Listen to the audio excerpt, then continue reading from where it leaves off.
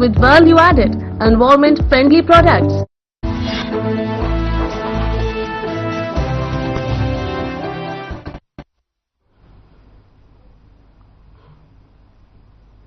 नमस्कार, राम राम। हरियाणा देख रहे हैं आप। मैं हूं आपके साथ भावना त्रिपाठी। रुक करेंगे प्रदेश के तमाम बड़ी खबरों की ओर। पीएम मोदी 9 दिसंबर को हरियाणा के पानीपत की ऐतिहासिक भूमि से जीवन बीमा नगर निगम द्वारा प्रायोजित बीमा सखी योजना का देश भर के लिए शुरुआत करेंगे। करनाल में 65 एकड़ में बने विश्वविद्यालय के मुख्य कैंपस का शिलान्यास भी करेंगे। प्रधानमंत्री नरेंद्र मोदी के आगमन और कार्यक्रम की तैयारियों को लेकर शनिवार को बीजेपी कार्यालय कर्ण कमल करनाल में महत्वपूर्ण बैठक हुई। बैठक में प्रधानमंत्री के कार्यक्रम की तैयारियों पर विस्तार पूर्वक चर्चा हुई और पदाधिकारियों की जिम्मेदारियां तय की गई।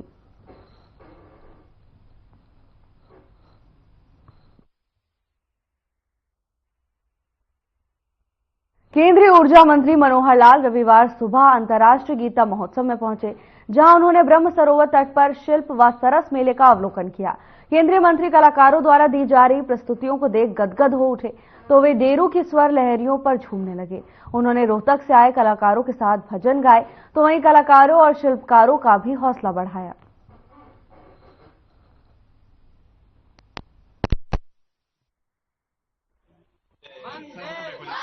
प्रसन्नता इस बात की कि भारतवर्ष को दुनिया के लोग एक विशेष दृष्टि से देखने लगे हैं कि देश की दुनिया की जो समस्याएं हैं उनको हल करने का जो एक भारत के पास जिस प्रकार की हमारी विरासत है और उसमें खास करके गीता के प्रति जो विश्वास है, ये लोगों को एक राहत देने वाला एक मार्ग बन रहा है। और गीता जयंती के कार्यक्रम जब से मैंने शुरू किए हैं तब से इस गीता के बारे में विदेशों में जो प्रचार हो रहा है और इस गीता जयंती का विदेशों में कार्यक्रम हो रहा है, बहुत सराहनीय कदम है। मुझे बहुत प्रसन्नता हो रही है कि ये हमारा अंतर्राष्ट्रीय गीता जयंती का जो महोत्सव है 2016 में शुरू किया था और इस बार ये 9वां वर्ष है जब लगातार अंतर्राष्ट्रीय स्तर का गीता जयंती का ये महोत्सव ये मनाना शुरू कर दिया है। और इसका जो मुख्य कार्यक्रम है, जैसे मुझे पता कि 5 दिसंबर से लेकर और 11 दिसंबर तक रहने वाला है, वैसे कुल मिलाकर ये 17-18 दिन का कार्यक्रम चलता है।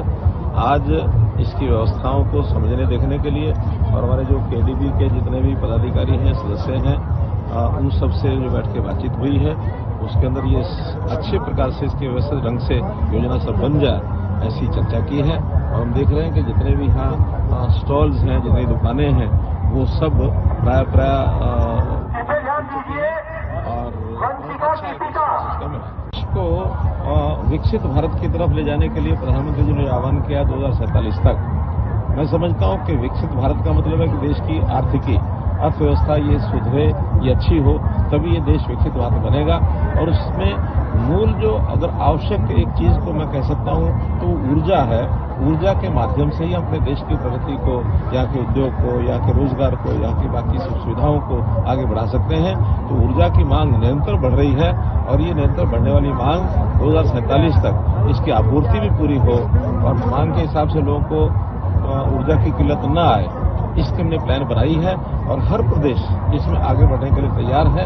सभी प्रदेशों में जाकर के जो अभी तक चल रहे काम हैं उनका कुल मिलाकर निरीक्षण करना, उनकी प्रगति को देखना और आगे की प्लानिंग के बारे में विचार करते हुए 2047 तक हम अपने देश में किसी प्रकार की खास करके ऊर्जा की कोई कमी न रहे, ऐसा मेरा प्रयत्न है। तो मैं देश भर के लगभग 17 प्रांतों में इस समय तक हुआ हूं। और कुरुक्षेत्र में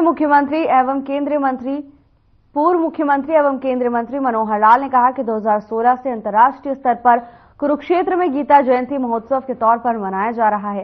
केंद्रीय मंत्री मनोहर लाल ने कहा कि गीता महोत्सव की सभी व्यवस्थाएं ठीक रूप से चलें, इसके लिए अधिकारियों के साथ बैठक की है। जब उनसे पूछा गया कि कांग्रेस अपना नेता प्रतिपक्ष नहीं चुन पाई, तब केंद्रीय मंत्री ने कहा कि ये प्रश्न कांग्रेस से ही पूछा जाए। उन्होंने कहा कि विकसित भारत 2047 तक बनाने का और देश के प्रधानमंत्री नरेंद्र मोदी ने किया है। देश की अर्थव्यवस्था अच्छी हो तभी यह विकसित भारत बनेगा।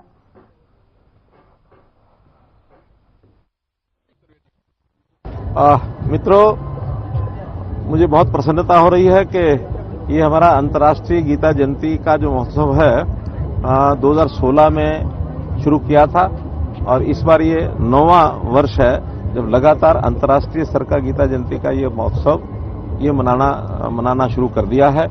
और इसका जो मुख्य कार्यक्रम है, जैसे हमको पता कि 5 दिसंबर से लेकर और 11 दिसंबर तक रहने वाला है, वैसे कुल मिलाकर ये 17-18 दिन का कार्यक्रम चलता है।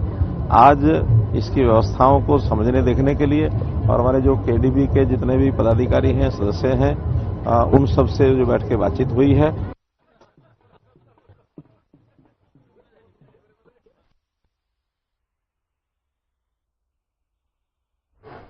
विश्व एड्स दिवस के मौके पर गुरुग्राम यूनिवर्सिटी में कार्यक्रम का आयोजन किया गया। इस कार्यक्रम में हरियाणा की स्वास्थ्य मंत्री आरती राव ने मुख्य अतिथि के तौर पर शिरकत की। इस दौरान आरती राव ने एड्स पर बनाई गई प्रदर्शनी का अवलोकन भी किया, तो वहीं उन्होंने लोगों को संबोधित किया और जागरूक करने के लिए एक साइकिल यात्रा को भी हरी झंडी दिखाकर रवाना किया। इस कार्यक्रम में ट्रांसजेंडर और ट्रक ड्राइवर्स के साथ अन्य लोग भी शामिल हुए। इस दौरान आरती राव ने कहा कि एड्स से संक्रमित लोग दवाई के भरोसे अपना पूरा जीवन जी सकते हैं, जो पहले मुमकिन नहीं था, लेकिन उसके लिए जरूरी है कि लोग HIV के प्रति जागरूक रहें, जिसके लिए हरियाणा स्वास्थ्य विभाग अभियान चलाता है।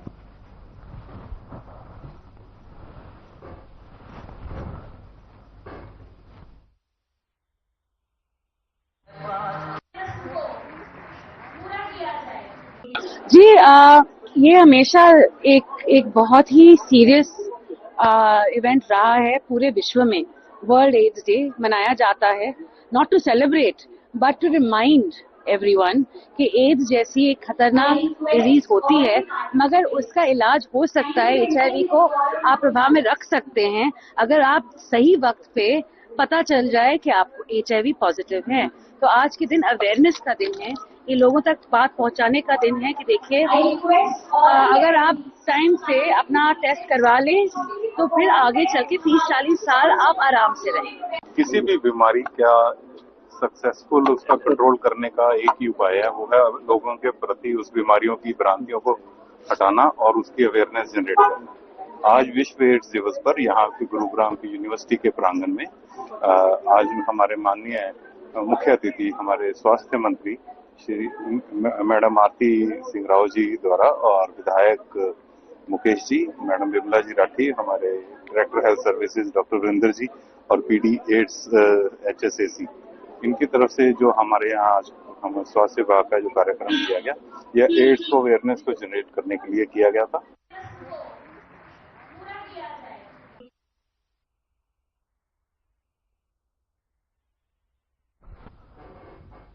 गांव मोटका के पास बनाए जा रहे वेस्ट टू चारकोल प्लांट का आसपास के ग्रामीण विरोध कर रहे हैं।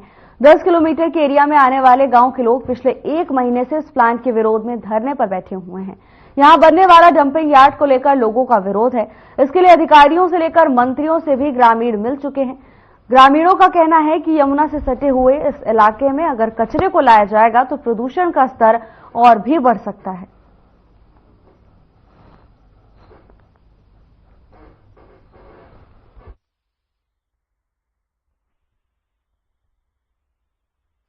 हम अपने फायदे के लिए बैठे हैं। अपने फायदे के लिए जी, सभी को ये कूड़ा हम नहीं डालन देंगे जी।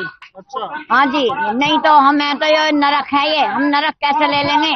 हमारा तो ये जमीन हमारी जगह सुरग है, हम नरक में नहीं रहना चाहेंगे और अपने जीते जी लड़ेंगे तब तक। जी, सरकार गवर्नमेंट डाल रही है, वे बना दिए, हम नहीं बनाए हैं, वोट दे देकर जब तो वे ऐसे बने हैं बिल्कुल हम जैसे कहोगे वैसे करेंगे। अभी हमारी नहीं कोई मान रहा। सर हमारे यहाँ इस गांव में इतनी हरियाली है और बच्चों का पढ़ने का नवोदय स्कूल है, सब कुछ है, इतनी सारी फैसिलिटीज हैं बच्चों के लिए, सब कुछ है। हमारा गांव एक तरह से जन्नत से कम नहीं है, लेकिन सर ये सब कूड़ा का डाल के ना ये इससे तो बहुत हमें नुकसान है। बच्चे हमारे बिल्कुल हर तरीके से ही मतलब पॉल्यूशन है, सब चीज है, इससे हमें बिल्कुल नहीं। सर हम सरकार से बिल्कुल मांग करते हैं सर, और बनाने की और बहुत सी चीजें हैं गांव में, वो चीज बनाया जाए। सर कूड़ा घर तो बिल्कुल भी नहीं, सर कूड़ा घर से तो बहुत नुकसान होगा सर, सारा ही नुकसान होगा, यहाँ कोई रहेगा नहीं, बच्चों को भी नुकसान है सर, हमारे बड़े बुजुर्ग हैं उनको भी नुकसान है, हर चीज से ही हम मतलब बहुत नुकसान में रहेंगे। सबसे पहले कानून कहता है कि स्वस्थ रहना मेरा जन्मसिद्ध अधिकार है, राइट है मेरा, ये और मेरे घर के सामने लाके कोई कूड़ा गिरा तब लाठी लंगो कतई, क्योंकि मेरे घर का आगे कूड़ा डाल ही नहीं सकता कोई भी, क्योंकि मेरे बच्चे भी, मुझे सांस लेना, मुझे जीवित रहना। और सरकार जहाँ पेड़ लगाने की बात कर रही, वहाँ पेड़ काटने की बात कर रही। जिस प्रांगण में हम बैठे हैं यहाँ हजारों की संख्या में पेड़ है, और पेड़ काट कर यहाँ ये कूड़ा घर बनाना चाह रहे, जो किसी कीमत पर नहीं बनने देंगे। किसी कीमत पर कुछ भी हो, कानून की लड़ाई लड़ेंगे, सड़क पर लड़ाई लड़ेंगे। क्यों आज न लड़ेंगे, कल मरेंगे। सरकार ये काम इस तरह से गलत कर रही है, जबकि सरकार को और काम करना चाहिए। इस कूड़े की बाबत जो इसका बिल्कुल हमेशा परमानेंट सॉल्यूशन हो, एक ऐसी पॉलिसी बनानी चाहिए। शहर का कूड़ा शहर में सेक्टर वाइज छोटे छोटे वो बनाने चाहिए, जिससे वो किसी को भी नुकसान नहीं करेगा। कोई आदमी इसके सामने धरना प्रदर्शन की आवश्यकता नहीं पड़ेगी। छोटे छोटे कंप्लेंट बनाए सेक्टर वाइज करके, शहर का शहर में। भैया ये बड़ो गलत है, हरियाली है। 5, 7, 10 गाँव में 1.5-2 किलोमीटर में 5-7 पंचायत है। आबादी बहुत ज्यादा, आबादी से भिड़ते हुए बना रहे हैं, ये सब गलत बना रहे हैं। देखिए 1 महीने से यहाँ धरना चल रहा है और पिछले 4 महीने से यहाँ प्रक्रिया चल रही है। ये 700 मीटर बाई 500 मीटर टोटल जमीन है। जैसा हमने प्रशासन को अवगत कराया, नेताओं को भी बताया, उन्होंने आश्वासन दिया कि आबादी के बीच में कूड़ाघर नहीं बनेगा, लेकिन आज तक किसी भी अधिकारी ने इसकी ये नहीं देखी भाई यहाँ कूड़ेघर के लायक जगह ही नहीं है। बड़ा 200 मीटर दूर पर जमुना नदी है, जो जमुना जी को हम पूछते हैं। सरकार ने भी मुहिम चलाई है।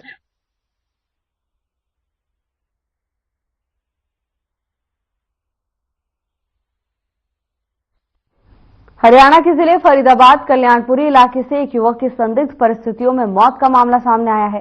मृतक का नाम चारू और उम्र लगभग 24 से 25 साल बताई जा रही है। मामले की जानकारी मिलते ही पुलिस घटनास्थल पर पहुंची, जहां पुलिस ने देखा कि एक युवक चारपाई के पास में नीचे जमीन पर पड़ा था। उसके सिर पर चोट के निशान थे। तो वहीं मृतक के भाई गोविंदा ने बताया कि दोनों ने शराब पी थी और शराब पीकर उनकी कहासुनी हो गई थी। इसी कहासुनी में मृतक चारू का सिर दीवार से जा लगा और वो जमीन पर गिर गया। उसे लगा कि नशे की हालत में वो उठ नहीं पा रहा है। उसे उठाने की बहुत कोशिश की गई, लेकिन वो नहीं उठा और उसकी मौत हो गई। फिलहाल पुलिस ने शव को कब्जे में लेकर पोस्टमार्टम के लिए भिजवा दिया है। पोस्टमार्टम के लिए फरीदाबाद की बादशाह खान सिविल अस्पताल में भेजा गया है। पोस्टमार्टम के बाद यह खुलासा होगा कि मृतक की मौत गिरने से लगी है या चोट के चलते हुई है या कोई और वजह है। तो वहीं खुलासा यह भी हुआ है कि मृतक के भाई गोविंदा और मृतक पर गोविंदा की पत्नी के हत्या के आरोप में केस भी चल रहा था और गोविंदा कुछ दिन पहले ही जेल से बाहर आया था। अब पुलिस मामले की जांच में जुटी हुई है।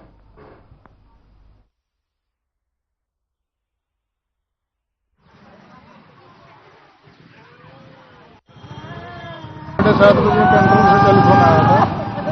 उसके बाद में मौके पर आए तो उसके परिवार वालों से भी बात हुई है, तो ऐसी कोई अभी सामने नहीं आई है। जैसे जो कंप्लेंट देंगे। बॉडी की चोट कहाँ थी सर? कैसे? सिर में बैक साइड में है। पोस्टमार्टम के बाद ही सब कुछ जानकारी? सब जानकारी पोस्टमार्टम के बाद ही होगी। चारू है हो गई हूँ तो मैंने इससे बोल तू जा भाई, घर में आई नहीं सर। किसी बात से मैं सुबह आई हूँ 6:30 बजे, तो हम फिर भी इनके घर में चले गए। उसमें ना घुसे, मेरे से नाराज रहा है मेरे भैया छोटा वाला। तो ये जिसको मारा है छोटा भाई है? छोटे भाई है। और जिसने मारा है वो बड़ा भाई है? मारा है पता नहीं क्या, आपस की दोनों भाई की बात है, मुझे नहीं पता किसने क्या करा, लेकिन गुत्तम गुत्ता तो निशान कुछ तो आते साहब। कब की बात है ये? रात के 12 बजे गया था बस मेरे पास। रात के 12 बजे की बात? उसके बाद में वो सब्जी का खुद ही कहता डोला मर गया खुद ही। तो इससे पहले भी कभी लड़ाई हुई दोनों भाइयों में? लड़ाई तो होती रहती है, दोनों ऐसे हैं, दारू बाजे नशेड़ी पक्के, ये हर किसी को तंग भी करते रहे मोहल्ले पड़ोस में। आप कौन लगते हो इनके? मैं इनकी बहन हूँ।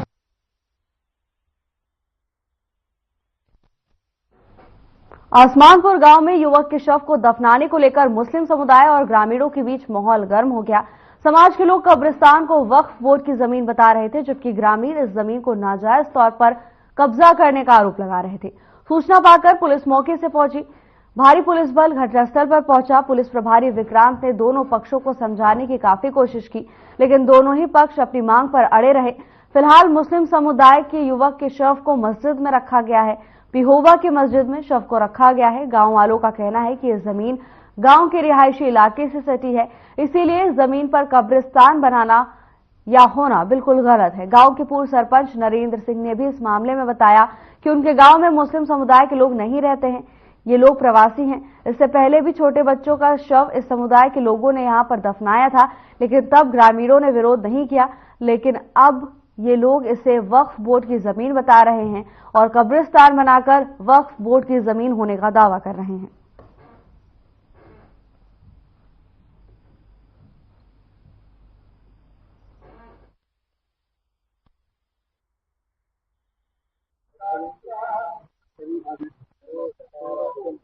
हमारे गांव के नजदीक ना कुछ जगह पड़ी है वक्फ बोर्ड की, जिसमें ये लोग अब पहले कोई एक दो दफना गए हैं बच्चे बिना नॉलेज के, हमें पता नहीं था भी कब बना के चले गए हैं। तो आज ये किसी एक बड़े आदमी की किसी की डेथ हो गई थी, तो उसको लेके आए थे दफनाने के लिए। उसमें रेता बजरी ईंट वगैरह सब कुछ अपना तैयारी करके आए थे। तो उस पे गाँव के मौजूद लोगों ने या सभी गाँव वासियों ने एतराज जताया है भी ये एक तो गाँव के नजदीक है भी यहाँ नहीं होना चाहिए ये सिस्टम भी, ये तो फिर सिस्टम थोड़ा और तरह का हो जाएगा, क्योंकि अगर साथ में मंदिर भी है तो सभी की भावनाओं को समझते हुए हम ये कह रहे हैं अभी ये इसको कहीं और शिफ्ट कर दिया जाए। हमारे यहाँ दफन नहीं होने दे रहे हैं, तुम्हारे बता रहे हैं कि वक्फ बोर्ड की दफ्तर है, जगह है, यहाँ तुम्हारी जगह मिलेगी। यहाँ से आज हमारे बच्चे पूरा हो गया, हमारे दफन को बन दे रहे हैं। कौन रोक रहा है? यहाँ गांव का आदमी रोक रहे हैं। तो पुलिस क्या कहती है? पुलिस का वो भी अपना कानून कार्रवाई कर रहे हैं, वो भी बेचारे जोर लगा रखे हैं पुलिस वाले, कोई बात नहीं।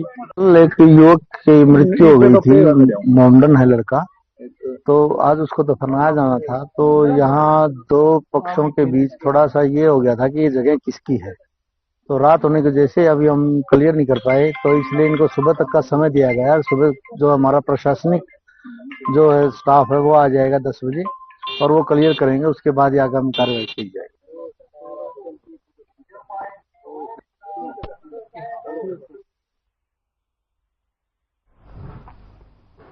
रतिया में किसानों के खेतों में गेहूं की नई बीजी गई फसल को सूंडी चट कर गई, जिससे किसानों में काफी रोष है। किसानों का कहना है कि सूंडी सिर्फ उन्हीं किसानों की फसल में लगी है जिन्होंने प्रशासन के कहने पर धान की पराली को न जलाकर उसे जमीन पर दबाकर गेहूं की बिजाई की थी। किसान अब प्रशासन से खेतों का मुआयना कर मुआवजा देने की मांग कर रहे हैं।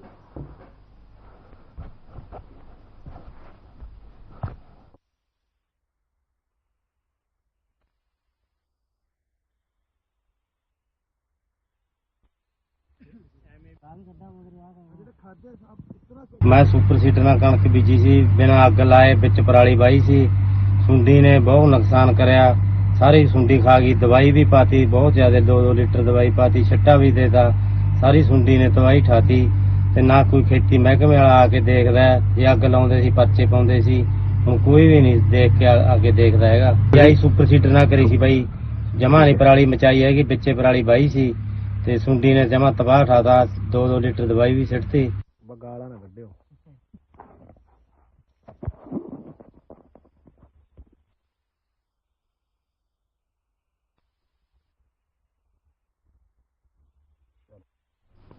जुलाना कस्बे के शहीद मेजर संजीव लाठर राजकीय कॉलेज और राजकीय वरिष्ठ माध्यमिक विद्यालय में शहीद मेजर संजीव लाठर के शहीदी दिवस पर एक कार्यक्रम का आयोजन किया गया। कार्यक्रम में मुख्य अतिथि के रूप में जींद से विधायक और विधानसभा के deputy speaker doctor Krishnachandra Midda ने शिरकत की।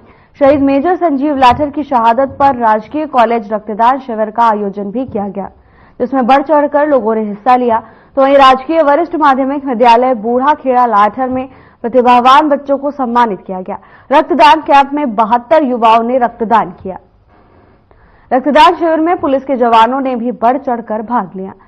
कार्यक्रम में लोगों को संबोधित करते हुए डॉक्टर कृष्णचंद्र मिड्डा ने कहा कि हमें शहीदों का पूरा मान सम्मान करना चाहिए, क्योंकि उन्हीं की बदौलत हम आजादी की खुली हवा में सांस ले रहे हैं। देश के प्रधानमंत्री नरेंद्र मोदी ने भी सेना को मजबूत बनाने के लिए अनेकों योजनाएं चलाई हैं।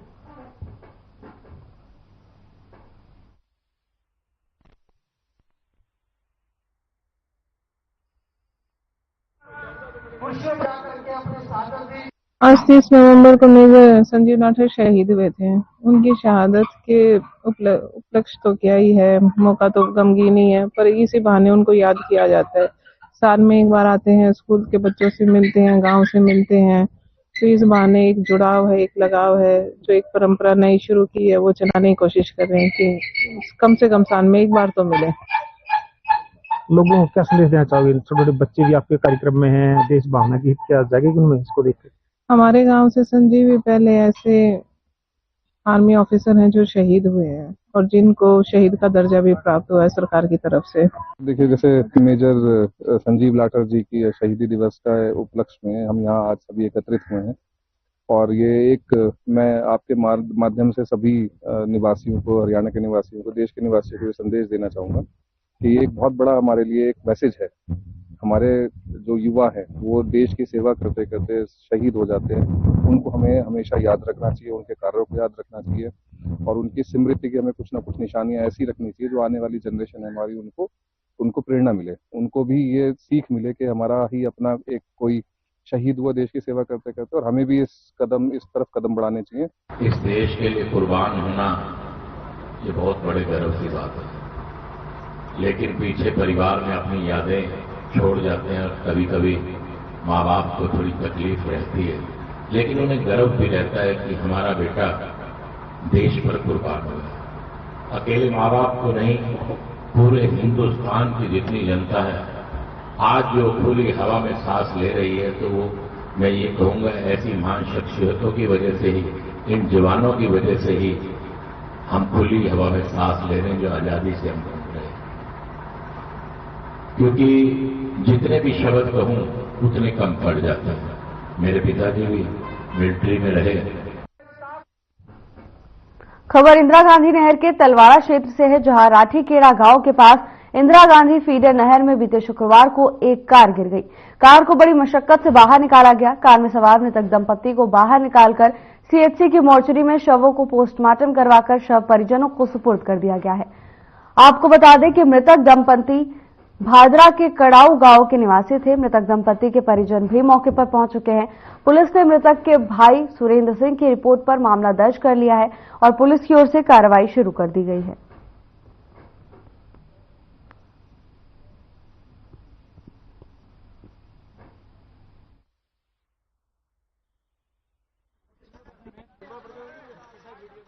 कल शाम को करीब 3:30-4 बजे तलवाड़ा थाने में सूचना प्राप्त हुई कि एक कार है जिसमें 2-3 व्यक्ति हो सकते हैं नहर में गिर गई है, इंदिरा गांधी नहर में तलवाड़ा पुल के पास। इस पर श्री हंसराज जी कार्रवाई थानाधिकारी में जाब्ता के वहां पहुंचे तो वहां कार निकालने के प्रयास किए गए। एसडीआरएफ की टीमें और ग्रामीणों के सहयोग से देर रात तक श्रीमान सीओ साहब भी वहां मौका पे पधारे थे संग्रिया, और वहां काफी प्रयास किए गए, लेकिन रात को कार वो निकलने में सफल नहीं हुई। 3:30 बजे की घटना है लगभग, और पति पत्नी थे, ये कोई कड़ाऊ भादरा के रहने वाले हैं और ये कोई अपनी रिश्तेदारी में सूर्यवाड़ा जा रहे थे और कार कोई अनियंत्रित होकर आईजीएनपी नहर में, फीडर नहर में गिर गई और दोनों की मृत्यु हो चुकी थी। और आज पुलिस और एसडीआरएफ की टीम ने और प्रशासन ने मिलकर लगभग 11 बजे कार को और डेड बॉडीज को बाहर निकाल लिया और सीएससी टीबी की मोर्चरी रूम में रखवाया गया और अब दोनों के परिजनों की उपस्थिति में इनका सपरेशन किया गया है और बॉडी है वो परिजनों को सौंप दी गई है। पुलिस अपनी आगामी जांच में जुटी हुई है।